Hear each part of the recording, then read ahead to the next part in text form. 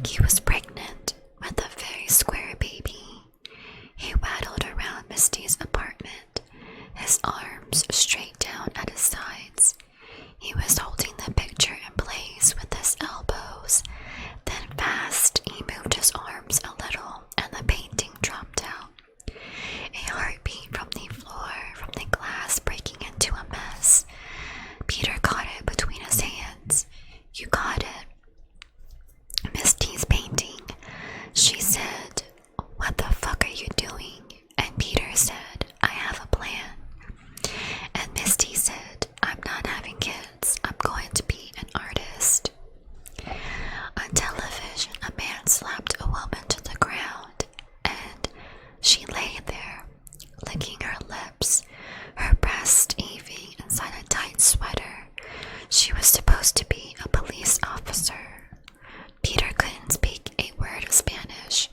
What he loved about Spanish soap operas is you can make what people say mean anything. And stuffing the painting up under his sweater, Peter said, and Misty said, "When what?" The painting dropped out and he caught it. "When are you going to be an artist?" he said. Another reason to love Spanish soap operas was how fast they could resolve a crisis. One day, a man and woman were hacking at each other with butcher knives. The next day, they were kneeling in church with their new baby, their hands folded in prayer.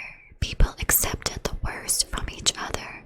Screaming and slapping, divorce and abortion were just never a plot option. If this was love or just inertia, Misty couldn't tell. After she graduated, she said, then she'd be an artist when she put together a body of work and found a gallery to show her. When she'd sold a few pieces, Misty wanted to be realistic.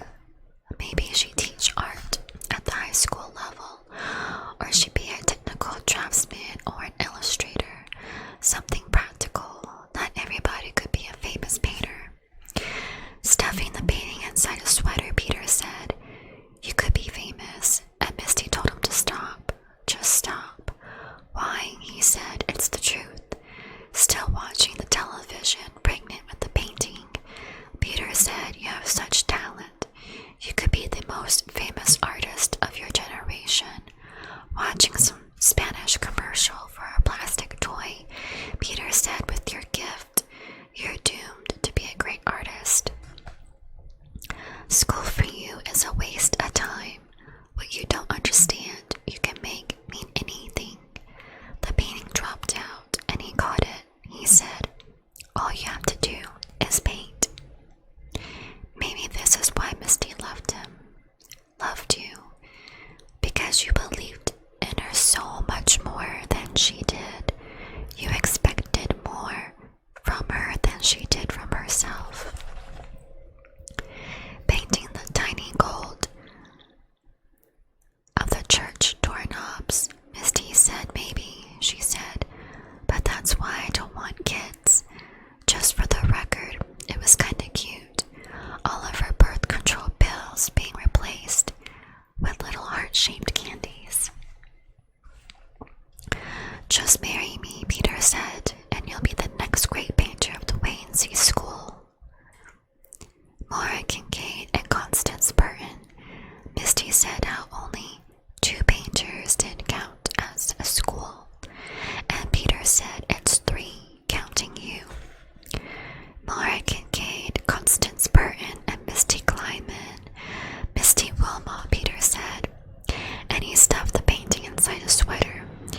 "You said," on television, a man shouted, "Te amo, te amo," again and again to a dark-haired girl with brown eyes and feathery long eyelashes. While he kicked her down a flight of stairs, the painting dropped out of his sweater, and Peter caught it again. He stepped up beside Misty, where she was working on the details of the tall stone church, the flecks of green moss on the roof, the red of rust on the gutters, and he said, "In that church right there, we'll get married."